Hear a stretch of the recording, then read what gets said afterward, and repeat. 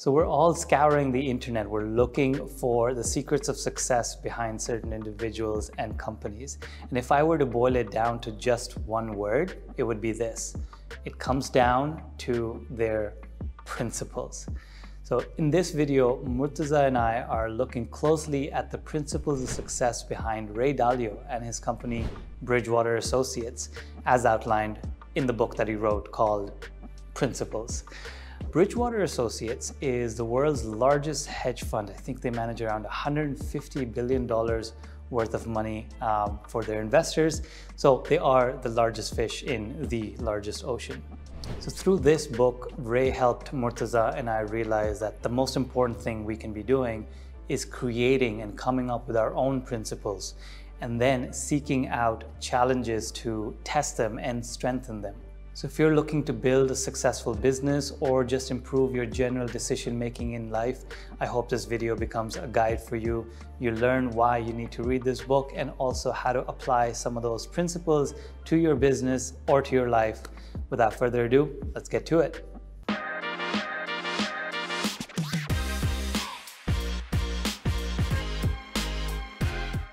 This is one book that I haven't actually read, so I have very little background on it. All I know about is from what I've read online or heard people talk about. So you're going to have to really help me out a lot with the concepts in this book or the principles of this book. See what I did there? This book is called Principles by Ray Dalio, and it's been recommended by at least 60,000 people that I know of. Highly recommended book, but I haven't read it, so I don't know anything about it. Maybe Murtaza, you can shed some light on who Ray Dalio is, what this book is. So Ray Dalio, for those of you who don't know Ray Dalio, founded Bridgewater Associates, which is basically an investment company, to put it simply. He makes investments that make people money. Ray Dalio is, I don't have the exact numbers to hand, but he's probably one of the only people in the world who's made more money in investments and trading than, for example, Warren Buffett. Bridgewater Associates has been among the top firms forever in the kind of returns that they get for their clients. And if you have read Tony Robbins's Money Master the Game, so he interviews a bunch of super successful people on what they think about money and how to make it. And I believe Ray Dalio was one of the people he interviewed in that book. And at that time, if you didn't have a certain amount of investable money, you couldn't even get into Bridgewater. Like it wasn't hundreds of thousands. Let's just put it that way. There was a couple of more zeros to that number. So Bridgewater's always been, and they have the reputation for being one of the most successful firms out there. And one of the reasons for its success is the culture at Bridgewater. Among other things, the way that they work and communicate and talk and interact and hold each other accountable and so on and so forth. And at least from what we can see from the outside, it's been engineered to be that way. It hasn't come about by accident. As most great cultures, most great work cultures don't come about by accident. In this book, Ray Dalio goes over what makes Bridgewater Bridgewater and the principles by which the company operates. And he takes it, in fact, a step before, and he says, these are my principles for life, and then these are my principles for work. If nothing else, please just read the first part. The book is quite thick. It's several hundred pages. But the bit about his life and life principles is, I think, about 180 or so pages. At least read that part. You don't even have to read the rest if you don't want to, because it's Bridgewater's principles and maybe they won't apply to you. But the life principles are just his life story is just so worth reading. It's going back to what we said earlier about ignorance. I'm paraphrasing, but I'm not too far away from the original quote, where the opening line of the book is, this is a guy who's made probably trillions of dollars in his lifetime, and his firm has made trillions of dollars. He's a billionaire many times over. He's seen levels of success that most people won't understand. Yeah. And the opening line in the book is, I'm a dumb shit who doesn't know much about anything. That's just to show you where his mind is. Yeah. When you get to that point, you realize how little you actually know. Maybe it's time to step back and look at the size of that bubble. Yeah. So Principles was his way of codifying and maybe articulating a lot of things that he had been thinking about for a long time. The exercise of creating the principles has been around for a while. The book came about a little bit more recently. I would strongly encourage people to buy it for a few reasons. Number one, it's such a gorgeous book. Just visually, it's such a nicely made book. Number two, the quality of the book is excellent. It's not cheap in any way. And number three, you can get it online for free. You can. I think it's principles.com. I think, I don't know how much you must have paid for that domain, but you can buy it online. You can download it online for free, but you won't value it. Yeah. So spend that, whatever, 100 dirhams, 120 dirhams. Yeah. Buy the book. Feel the burn, feel the pinch of spending it. Yeah. And hopefully that'll make you read the book. Is it also one of those books that you can't read in one setting? Because that's what I felt about it when I read the book summary. I felt like there's so much wisdom packed in it that if I read it cover to cover over a week or 2 weeks, I'm just going to be overwhelmed. Yeah. With, let's say, and this is probably my personality, I'll be overwhelmed with the gaps that I have in my life right now, or the things that I need to improve or remove or, change, basically. The life part, you could probably read in one sitting, right? And maybe go out to the beach or the park and just read that first chapter on his life, because it's a nice preamble to the rest of the book. Yeah. And it gives you his story, which has surprisingly modest beginnings, to where he is today. And you're thinking, if he can do it, I can do it. And he's telling you, this is how I did it. So it's really nice. Where he starts going into the principles, you won't want to read in one go anyways, for a few reasons. Number one, it's huge. There's so much to read. Number two, these are things which you should probably think about and explore relevance. Yeah. And then number three, they're so wide ranging. It's like, for example, Tools of Titans or Tribe of Mentors from Tim Ferriss. If you try to read that in one go, you're doing the book a disservice. It's better you read 1 page, 2 pages every day and take 2 years to finish the book, then finish it in 2 days and then just not apply anything because it's too much. It can be overwhelming. Even if it's not overwhelming, it won't be useful for you. Yeah. Like, you'll remember 3 things, but Yeah. you should have remembered 30 out of the 200 principles that he says. Yeah. And it also has, again, this is probably a personality thing. Maybe I need a separate kind of mental health coaching on this, but the imposter syndrome kind of creeps in for me at some points in books like these, which is why I've been put off from buying it, is that what if this book makes me realize that I don't have what it takes? Like, if you look at a success case such as Ray Dalio, which is success to the nth plus 1,000 degrees, and you realize how far you currently are from it. And this is your own lens on life, right? Like, the glass is half full or half empty, kind of thing. But sometimes I feel like when I read these kind of success stories, like Richard Branson's books, Losing My Virginity, halfway through I got hit with massive imposter syndrome. I'm nowhere close to, I don't have the guts this guy has while I'm trying to get to the same place this guy is. How would you recommend me to manage that as I go through these principles of bringing about improvements in, let's say, the business itself or the life as well? Like, how do you make it manageable apart from reading it in small chunks once?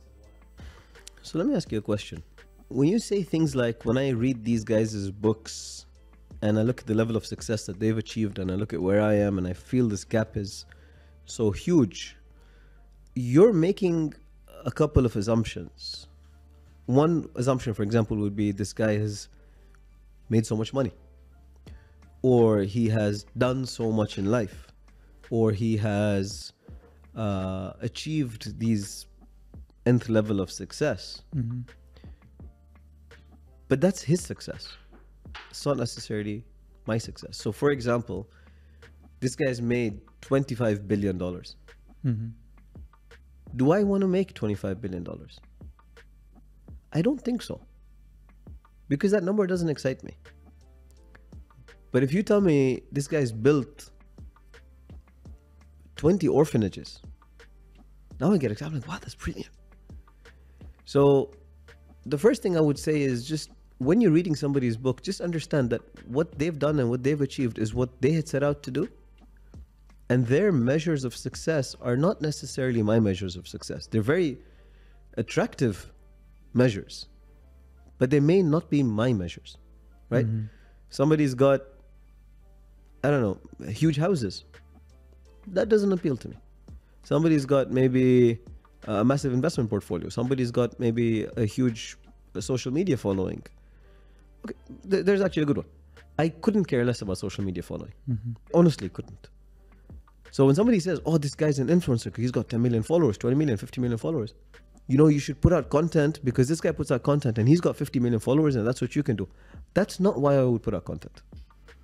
And I'm historically bad at putting out content. Why? Because that just doesn't tickle me. Yeah. So first off, you have to identify, and you got to be really true to yourself. What are your measures of success? It could be money. It could be wealth. It could be fame. It could be power. It could be whatever it is. There's nothing wrong with any of them. As long as you use it for good, it's fine. But first off, decide what your measures of success are. Number one. Number two, please always keep in mind that biographies and stories about people's successes are not the whole truth. There's a lot of stuff that's not said. A lot. Sometimes the stuff that's said is not entirely accurate. Mm-hmm. These books are, I'm not saying about principles in particular, but other books where somebody, at the end of the book, you're looking at this like, oh my God, this guy is superhuman. This book is also a authority building tool. It's a marketing tool. Mm-hmm. Remember that filter is there. Yeah. Remember the context. Yeah. You're reading a book about the guy. He's not going to come out as the bad guy at the end of his own story. Yeah. He's going to be the superhero of his story. Yeah. Right? So just keep that in perspective. And then lastly, remember, we all have our own journeys. So what's that saying? We use it all the time in romantic settings, but it's good to remember in this setting as well. To the world, you may be one person, but to one person, you may be the world.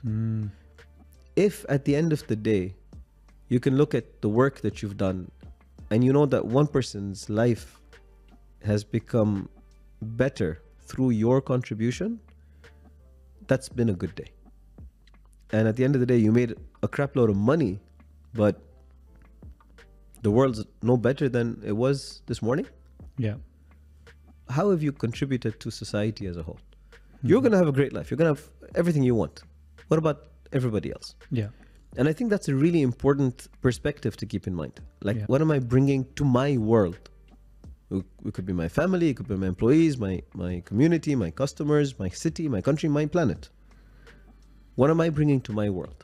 And as long as I'm moving in that direction, the other things will come. The money will come, fame will come, power will come, everything will come. Yeah. In service of humanity, a lot is given to you. Yeah. No, I thank you for that context. You're absolutely right about that. The other part that is linked to, I guess, the overwhelm is you realize, and we'll talk about this, I guess, it's about decision making too, right? So in all of these stories, in biographies and autobiographies, there are key turning points where someone has to make a decision. And Ray Dalio uses a ton of frameworks for that. And we all have our own internal frameworks, and those that can be defined on paper as well. My need for knowing that I make good decisions is my success metric for me, which relates to my goal of, it sounds really dumb when I say it out loud, but I want to achieve wisdom, whatever that is, and over a long period of time by going through life. And when I read these kind of stories, part of me has a sour grapes mentality, which says that, oh, they were in the right place at the right time.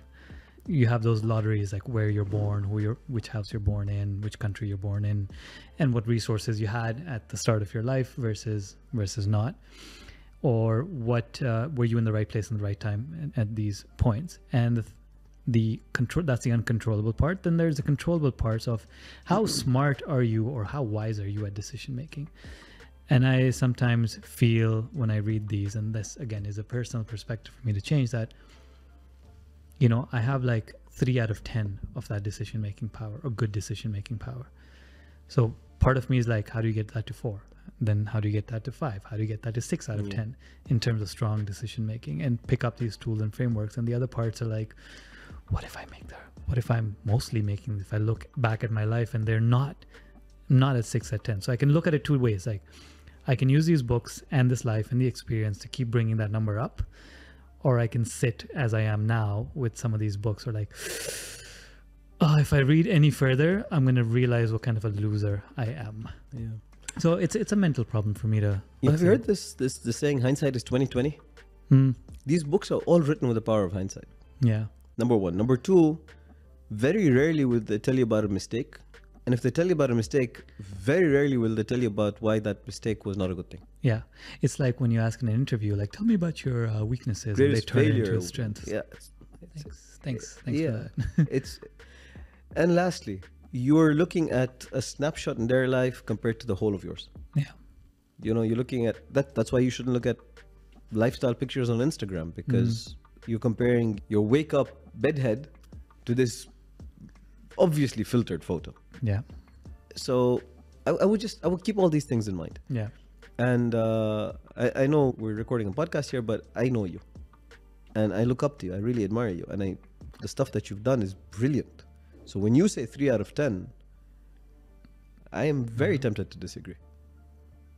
I said this to you, I think it was yesterday when we were talking. I'm saying it to you again. I'm saying it on camera right now. I'm blushing. Given that you've only been doing this for a couple of years, you're light years ahead of a lot of people I speak to. Oh, in terms of your business capabilities and acumen. So don't put yourself down, man. Thank you, and I will not let you down. I want to read your biography. It's going to be filled with cuss words. But all of this is just to say, biographies are great because they allow us to see somebody else's story. But remember, that story it's a story. Yeah. There's a science. If anybody wants to read, I think it's Sean. It'll come to me. The Story Grid, where he actually talks about how to write a story. Do not read this book if you don't want every movie for the rest of your life to disappoint you, because you're going to know exactly how the movie's going to work. Yeah, I know it's from the Star Wars too, right? Like, there's the hero's journey. There you go. So if you don't want movies to disappoint you, don't learn about the Story Grid. Don't learn about the hero's journey. Yeah. Because there's a formula to how to write a story. Yeah. Every biography follows the same. Yeah, all Hollywood movies almost follow the same. Real stories, biographies follow the same path as well. Every Pixar movie follows that. It's psychology. Yeah. Influence. There's rules. Yeah. Now, you can break it. You can. Yeah. But you have to really know what you're doing. And there's very few people who can do that. Yeah. And do it well. Yeah. So all of this is just to say, read Principles. I will. Let's dig into some of the principles. Don't let it put you off. It's a fantastic book, and hey, it'll accelerate your progress. Well, this is the first book I'm going to pick up on the way home. Do that. So, Principles. Everybody knows what the word means. But I'm going to go into this a little bit more. Yeah. So we use principles at Kaizen all the time. The systems that we use when it comes to working with clients on their businesses are based on principles. And the word, this is probably my favorite word. I love this word, principles. You've heard me use it probably several dozen times. So there's 3 characteristics of principles. Have I done this exercise with you before? Great, let's do it together. Yeah. So there's 3 characteristics of principles, right? When I say something is a principle, there's 3 things which are always true. What are they? Characteristics of principles. What makes a principle a principle? I'm supposed to answer that? Yeah. Characteristics of principles. Let's say tried and tested. Very good. Yeah? Yeah. Okay. It is applicable regardless of time, situation, external factors. 2 out of 3. What's the third? Really? Yeah. Yes, I'm on a roll. Something my grandmother would agree to. that would probably come under the second. Yeah. Yeah, stood the test of time. Repeatable. We've talked about that too. Like replicable. What's the third one? Principles. We've talked about being situation agnostic too. No, I'm blank on the third one. Simplicity. Ooh, that's why. Principles are simple. So the third one, in no particular order. Principles are super simple, not easy, very simple, very clear.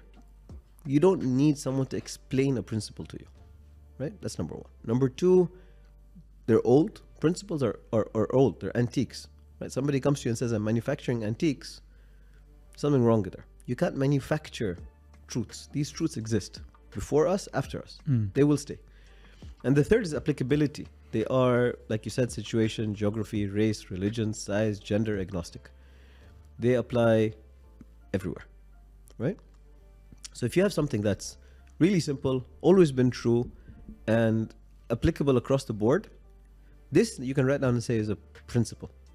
So what are some of the principles, for example, of good health? Just generally, I have 5 that I usually go back to. Good nutrition. Good food. Some sweat. Exercise. Less toxins. Let's put that under good food. Yeah, go on. And this is physical health or mental health? Or are they more the same? General upkeep. Like, you're not going to die of a heart attack at 25. You may not be an Olympian. Somewhere in between there. Yeah. Well, I mostly look at it at food and exercise. Food, exercise, there's 3 more. There's 3 more? There's 3 more. There might be more. Some of the viewers may correct me. Give me a hint. Food and drink. Water. Okay. Drink water. Okay. What else? Other consumables or not? Those are pretty much all the consumables. The environment? Yes. Ish. Something that's in your control. Keep going. So, eat healthy, drink water, exercise. Company, a community, which contributes to mental health, great mental health, or good mental health. And the last one is something within my control. Yeah. After 10 o'clock at night. Sleep. All right. Okay. You want to be generally healthy? Have an apple, have a glass of water, go for a walk. Yeah. Have a good laugh, go to bed early. If you do that every single day, you'll be okay. If you do all of these to a higher level, you'll be great. But you stop doing one of these. You don't eat healthy. What is the nutrition industry worth today? Or the supplement industry? Or the organic and healthy food industry? Hundreds of billions. How much is the personal fitness industry worth? Hundreds of billions. Mental health. Billions already for sure, and it is going up a lot more. It should be. Yeah. Don't get me wrong. All of these are great. But all of these 5 things are within your control. Mental health, okay, I'm not going to be, dismissive of some things that are outside people's control. And you need to go to a professional to help you if it is outside your control. But unless there's something that you're seriously struggling with, your mental health to some extent is within your control. If you're around negative people and talking trash all the time, you're in a bad headspace. Whereas if you're in a, just watch some stand-up comedy, right? Be with people who you love. Have conversations that spark your interest. Smile. Just the physical act of smiling. Do laughing yoga. Just those things are enough to put your mental health in a much better state. What time do you go to sleep? Very much your control. None of these 5 need any explanation. Yeah. These have been true from the first human, and they will be true for our great-great-grandkids. These 5 will not change. Yeah. And it doesn't matter where in the world you are, how old you are, what gender you are, the same apply. Yeah. So, those are principles. Yeah. Or in other words, listen to what your grandmother says, because she already knows this. She already knows this. She's lived through life. She already knows what to do. Sooner you find out, the better. Yeah. Now, what happens when you break principles? The consequence becomes hard, or the fix becomes challenging. I give this example all the time, right? The 10 Commandments. The 10 Commandments are roughly, depending on which version you're reading, between 60 and 80 words long. 10 sentences, 60 to 80 words. If we were to follow those, the world would be such a beautiful place. 60 words, of which half is like the first one, which talks about belief in God. That's like the longest one. Yeah. The others are 50%. Yeah. Number 4 is, you shall not steal. You shall not steal, broadly applied, is be honest in the way that you work.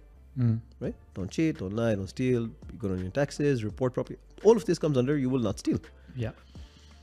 What happens when we don't follow this? The EU regulation around importing cabbages into the European Union is something like 30,000 words. 30,000 words. For importing cabbages into the EU. Wow. You didn't follow you shall not steal. If you had to put all the time, effort, money, number of pages that go into the criminal justice system Yeah. globally, because you violated a very simple principle. When we break principles, the consequences are bad. Yeah. When you follow principles, the consequences are good. This book, the reason why I think this book is so important for everybody to read is because the first thing that will help you, and I hope this talk has been a good starting point, is it will help you understand what principles are.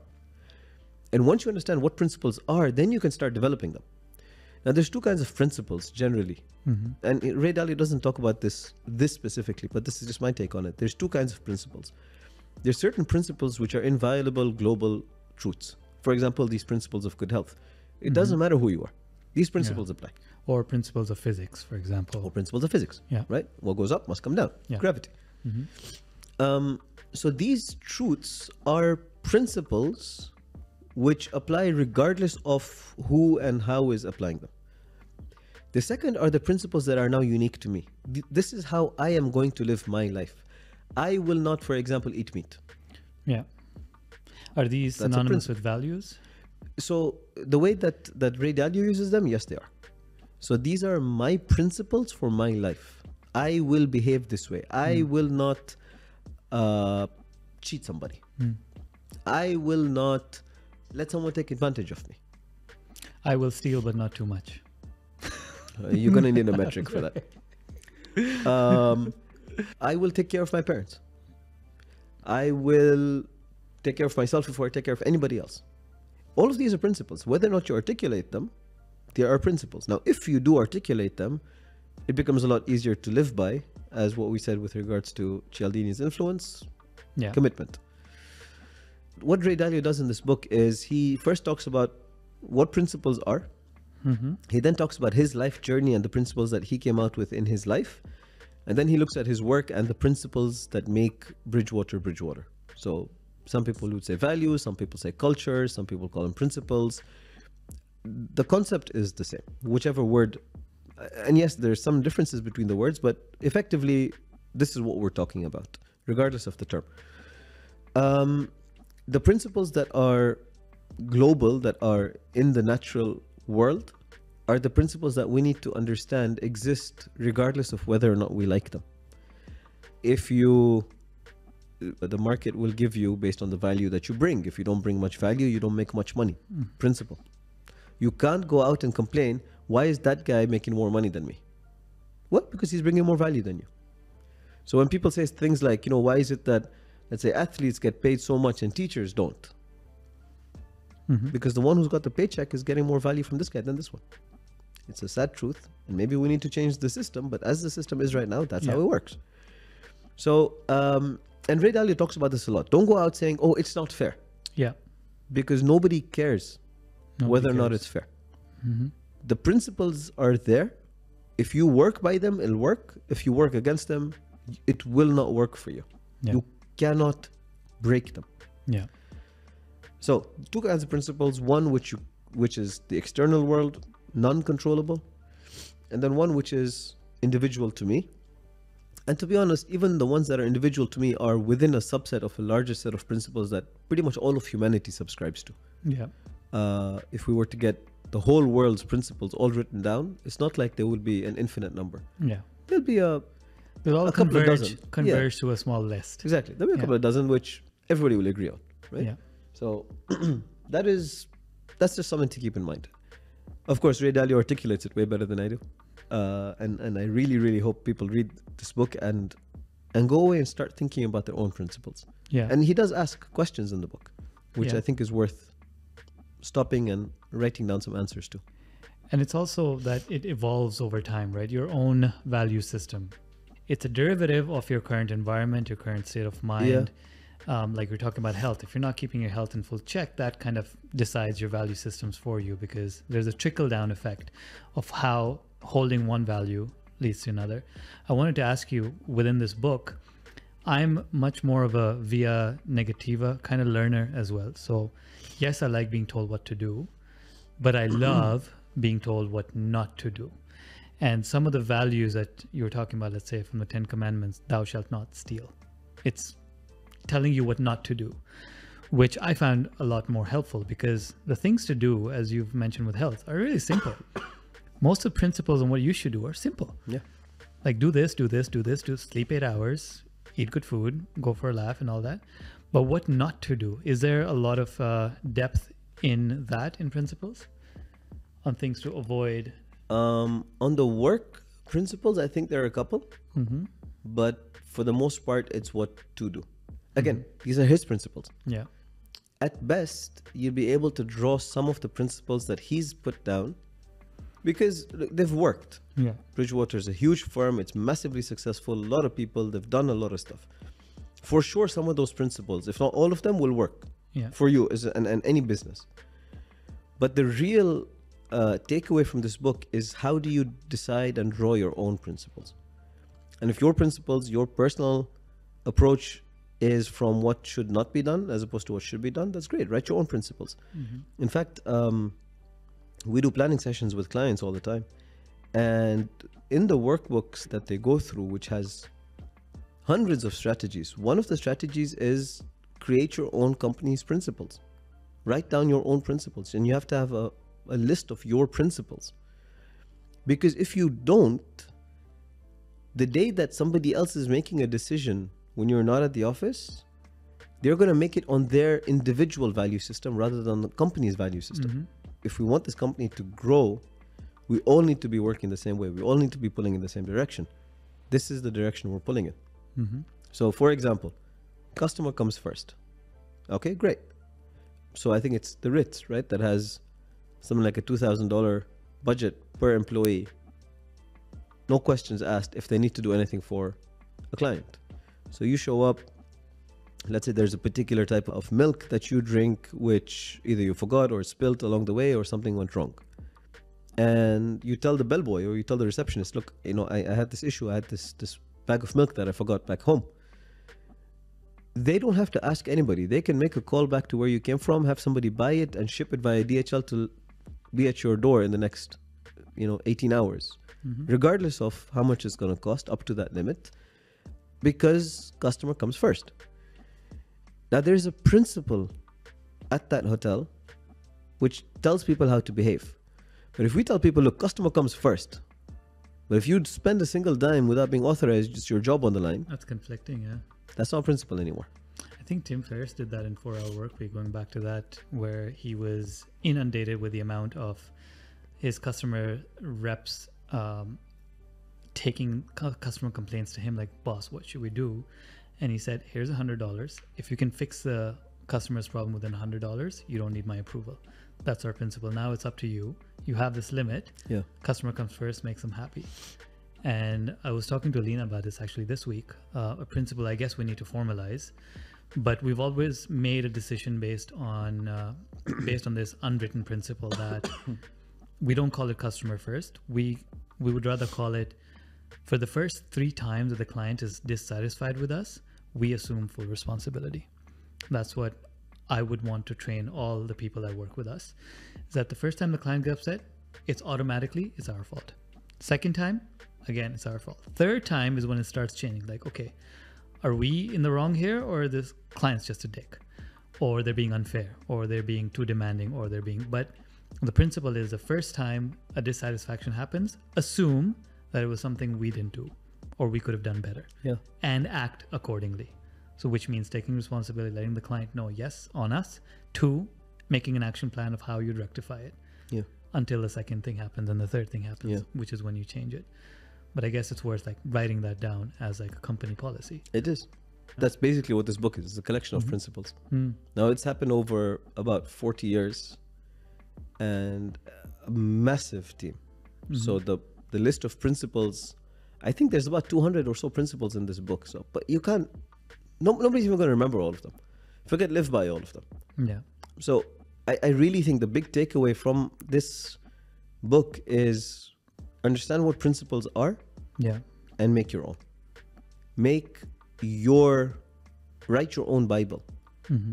Right? And then live by it. It's on my to-do, it's on my bucket list. A lot of people have exciting things on their bucket list, like traveling to XYZ or doing kite surfing in Australia or whatever. I've got a book like principles in my bucket list. Like before I go, I want to leave, not just for maybe for my own like lineage, not even for the world, let's say. Yeah. Just for those who have to come after me in some way, shape or form, to have like a Bible, kind of like Marcus Aurelius's Meditations. Yeah. Which he didn't intend for the world to read, but I want to have a collection like that. So this will be a fun read in that regards too. Okay, so here's an exercise to start with. Yeah. Write down a bunch of principles and just stick them where you can see them. Just scribble them down on post-it notes and put them somewhere quite visible. Yeah.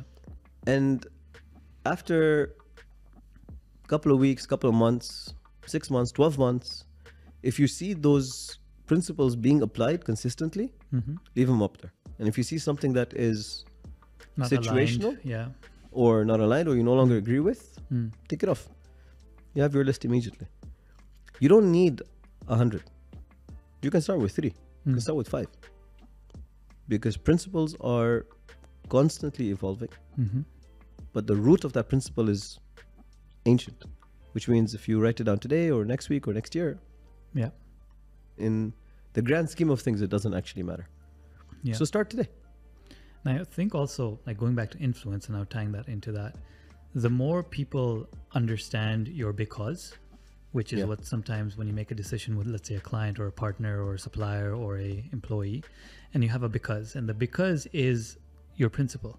Whatever follows after because is, we're doing this because XYZ. For example, I was on a couple of sales calls this week, and I've let the prospects know that, we are not a 360 marketing agency. We're not a jack of all trades. We are very focused on this very tiny niche within advertising. That's all we do. And we're doing that purposefully because we want to be the experts in this and not be distracted by all the shiny lights and extra revenue streams and lose focus of becoming the number one sought after people for this kind of service. So I'm sorry I have to decline working with you, which sucks. I hate saying no to prospects, but they ended up respecting that. Right? They're like, we would love to come back and be at a point where we can work with you because we want someone who is an expert, and we're being burnt by other 360 agencies. Because when I look at other 360 agencies, and there's some great ones out there, but it's also a way to diversify your income streams because you're trying to make the client more sticky.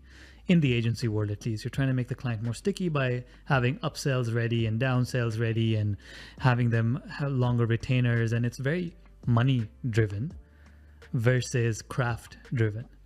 So when you have that kind of principle, like we're very craft driven. And what does that mean? Well, it means we don't take on clients that we can't service because we don't want to learn something new, because we have something old going that is infinite in its own knowledge and its own capacity of things that we can do within it.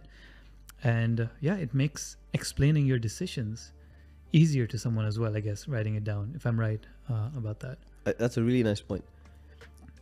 And there's something which I actually wanted to talk about from principles, which ties in very nicely to what you said. So Ray Dalio says, it's not just enough to have principles. Now go to people that are smarter than you, wiser than you, more experienced than you, and ask them to challenge you. Ask them to break your conclusion.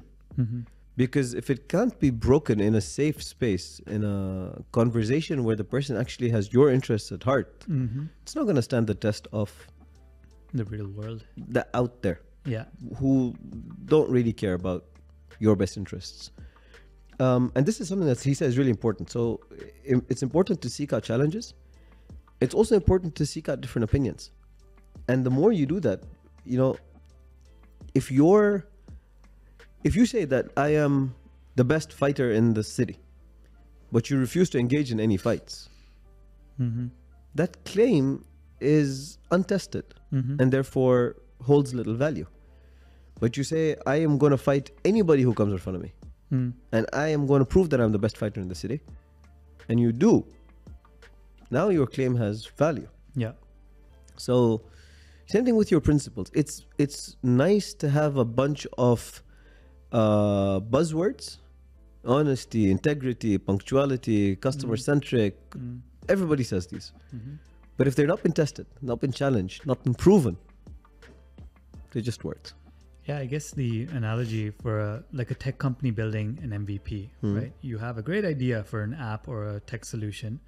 What's the first thing you should do?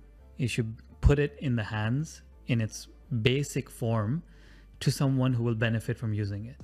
Not your mother, not your grandmother, someone in the market that is part of your target market should use that. And that's when you realize the truth about your own solution. Yeah.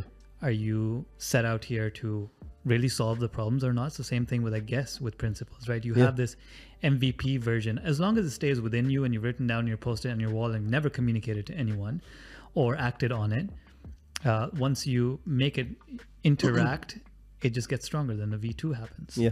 So maybe you have the same principle with an addition or the same principle with a subtraction. Or you prove why your principle doesn't hold water. Maybe the only thing worse than not having principles is having damaging principles. If I have a set of principles that I'm living by, which is not helping me, or helping my world, and I've never had them challenged, and I'm still living by them, I'm causing destruction. Yeah. It's better I don't have principles and I go through life without them than have principles that are not good. Yeah. So actively seek out people to challenge you, to combat you, to fight you. Yeah. You want to get into a sparring fight. You want to. Yeah. You need to be knocked down because that's the only way you'll find your weakness. Yeah. Right. And that's really important. It's also nice to hear someone you know that will hold the opposite opinion. And as long as they're good at heart, what it does is sometimes for me, now I'm thinking about it, you're making me meditate on this, is that the principle gains even more strength in my mind. So when I throw it out as a challenge, like this is what I believe, and the other person on the other side gives me their opposing principle, and I get to see it in full broad daylight. If I weren't to believe this, and if I were to believe the opposite, what would that look like? And they walk me through their arguments.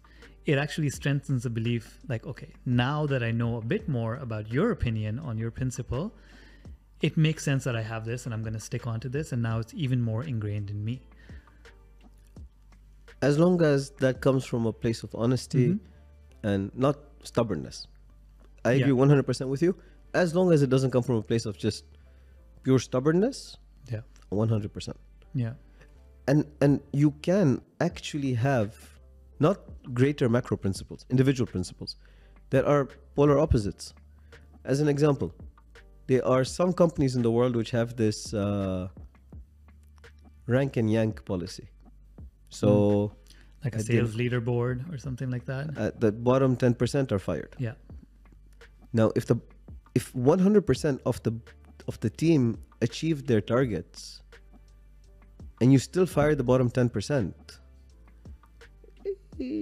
but that's their principle. That's how they work. That's how they are where they are today.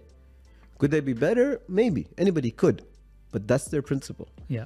When you got another company who will never fire anybody for poor performance because they believe in their people and etc. etc. They want to make sure that everybody's got a chance. They're successful too. Opposite principles. Both are successful. So one thing that I say a lot of times is, besides violating moral and legal / ethical boundaries, besides those, there's very few decisions you can make which are wrong. Very few. Almost anything is right, depending on the situation and depending on what you want to do. So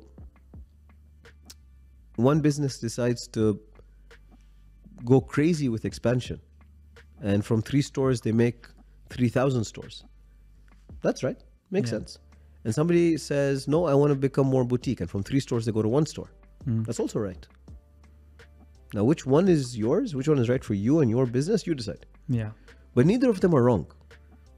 Same thing with principles. We are going to behave this way, or we're going to behave that way. They're both right, assuming ethical boundaries are not being crossed. They're both right. Are they right for you? Can you stand by your claim? Will you behave this way in accordance with your principle every single time? Then your principle is I good. think it's a big decision-making hack, really, right? It reduces decision fatigue. Like if you always have a defined way, and back to influence, like consistent with your own principles, like the dumb example being I wear the same thing every day because It's an excellent example. right, it would be like I'm reducing my decision making. And same thing when you're encountering in business, you do this, like you get curveballs from the market all the damn time. And every day you can't be saying, like, what's the right thing to do? Well, what does your principle say? Okay, it's a yes or a no. Let's move. Let's move. Let's go on. Like over the long run, this is what we want to do. We sat and we thought about this. So it'll work out. Maybe one or two will, backfire, but that's okay. It's accordance to our principles. Yeah. And if too much bad stuff starts happening, then it's time to readjust the principles. But keep moving. That's excellent. Yeah, that's exactly the application of the concept of principles. It helps if you have them written down. If you don't have them written down, at least it helps to have them known. Yeah. If you don't have them known, then you get stuck in this endless loop of thinking and counter-thinking, and you're wishy-washy, and Yeah. and you're probably inconsistent. Yeah. Absolutely. Yeah. I just repeated wishy-washy as a way of influence too, by the way. That's part of the book. You're supposed to repeat the last few words of someone that's NLP someone right has there. said to get you on the same, and also body language. Well, I'm not copying yours right now. But we're jumping books. Back to principles. So yeah, just a couple of points before we wrap up then today. Yeah. The specific principles within the book are not that important. When he says this is what you should do, this is what you should do, that's actually, in my opinion, less important. What's more important is is understanding how it works, what the applicability of this is, and then coming up with your own principles. His are great, don't get me wrong. They're fantastic. Yeah. But they aren't yours if you don't write them down for yourself. Yeah. You can't just print them out and stick them on the wall. It doesn't work. Can I ask you though, another consideration for me to not read this book yet has been that by reading someone else's principles, I feel like mine would be muddied or at least imprinted in my brain. So when I do started writing them down, again, this is my overthinking brain, but that's just acceptance. I will start writing down someone else's principles as my own and spend some time believing that, no, this is my idea. Even though we know this, like we are influenced by what we read, by what we watch, by who we talk to. And once in a while, we really do have to check with ourselves that, is this my thought or is this something that has come from the outside? Even if it's come from the outside, doesn't mean it's wrong, but is it coming organically to me? I have a feeling by reading Ray Dalio's book that remembering those principles will start influencing what I write down for myself versus having this kind of conversation, knowing what the book is about, and then going and doing the exercise of writing regularly my principles. What are they? By the same token, have I not influenced your thinking through this conversation? Yeah, you have.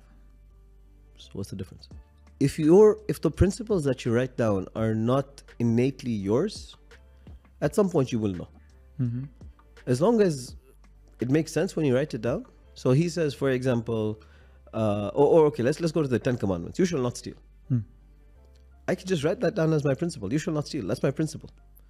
Now, maybe in my line of work, I need to make some under the table payments to get jobs done. Which I don't, for the viewers. Just making it clear. Just an example. But now that is considered in some places as stealing. So now I got to decide which side of this fence am I on really? I don't consider it stealing, or I'm okay with this kind of stealing, or I will not do this at all.